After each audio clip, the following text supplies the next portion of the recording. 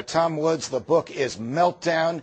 It's the best explanation there is on the market of what has happened to our economy in the past 8 months and how the government just doesn't get it. And if you want to go to the best website on the planet for free market, freedom, free ideas, it's LewRockwell.com. I read every keystroke of it every week. Lew and Tom, thanks so much for joining us. Thank you. John Pappas is the executive director of Poker Players Alliance. John, welcome to Brian and I almost said Brian and the Judge, my radio show. Welcome to Freedom Watch.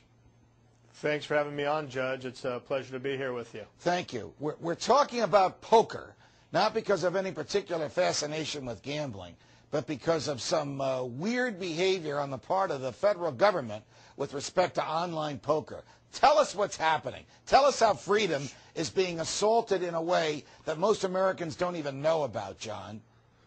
Well, you know, this has been going on for quite a while, and actually it all started in 2006 when, lo and behold, attached to the Port Security Bill was a law called the Unlawful Internet Gambling Enforcement Act. Now, this provision to the Port Security Act, which is completely unrelated, requires that banks have to serve as kind of the morality police for the federal government and determine whether or not individuals are playing poker or other forms of Internet gaming over the Internet and then block those transactions.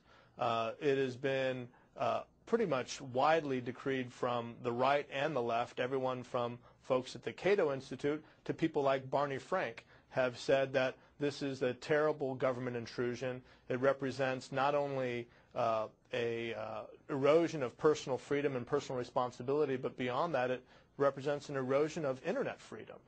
So whether or not you even care to play poker on the Internet, if you've never played a hand of poker on the Internet, the idea that the government is now coming into your home telling you that you cannot participate in an activity simply because it's on the Internet should be of concern to every American citizen. So it's only gotten worse, unfortunately. Just recently, out of the Southern District of New York, the Justice Department there seized the funds of some $30 million in poker players' money. This is money that poker players had coming to them from online accounts. This was their money. This wasn't the proceeds of unlawful gambling. In many cases, this was just poker players getting their deposits back to them, yet the government came in, froze those accounts, and essentially have seized that money from the players. I don't want to sound naive, John, but how does the government know that people are participating in online either games of chance or games of skill? And how does the government decide whose money to seize and whose money to let stand?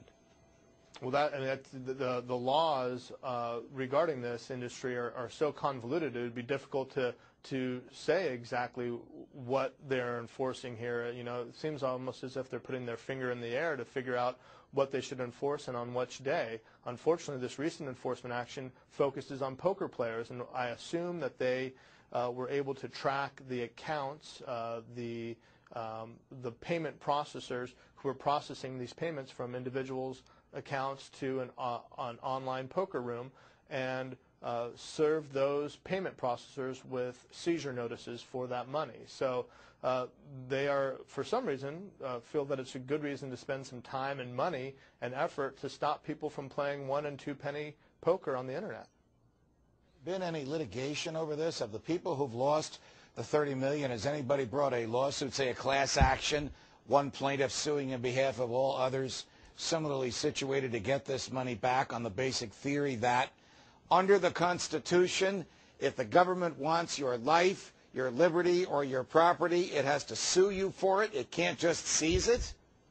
Right, and there has been also discussion of whether or not this was properly seized through, you know, a justified warrant procedure, which there's a lot of questions about that. The Poker Players Alliance, our organization, is working with those who are affected to determine kind of the right legal approach.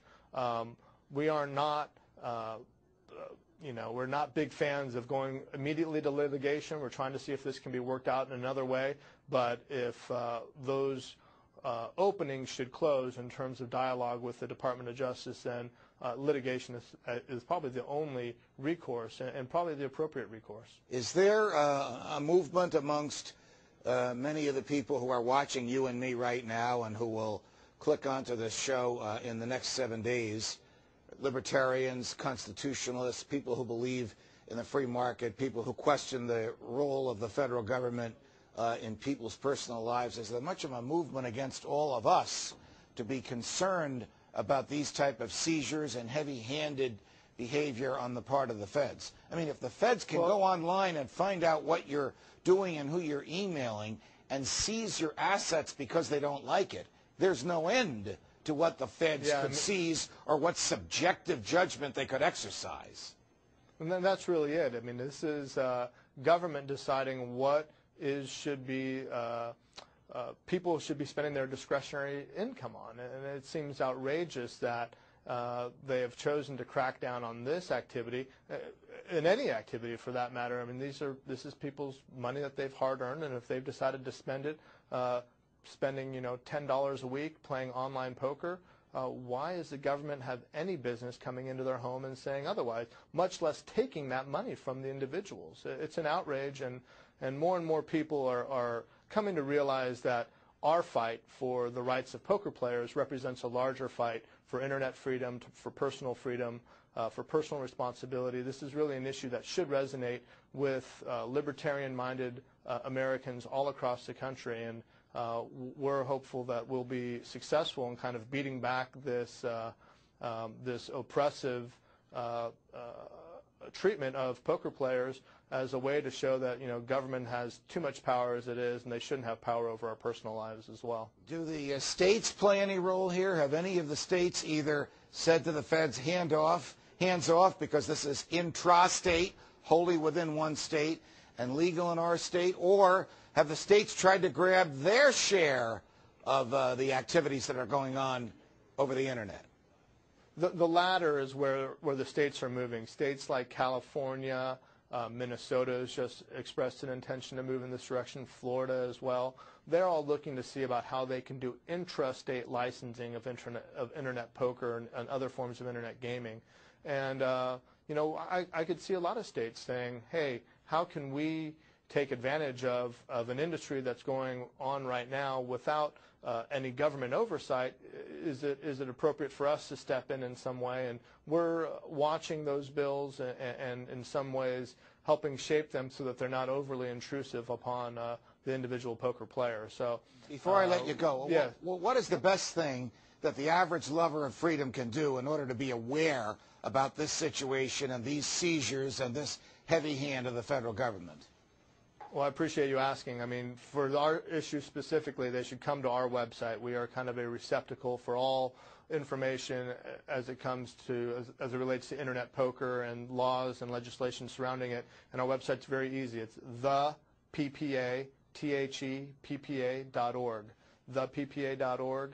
And you can just come there, and we have information about everything that's going on, an ability for you to write, email, call your congressman or congresswoman or President Obama and let them know how you feel about these unjust seizures, as well as the idea that liberty is being taken from people through an unlawful internet gambling prohibition. John Pappas, Executive Director of the Poker Players Alliance, thanks very much, Sheriff, for joining us. We'll have you back again, and you can tell us where things are the next time you're here. I'd love to be back on, Judge, and appreciate the time and appreciate all the support we're receiving from the poker community on this issue. Thank you. Thanks very much.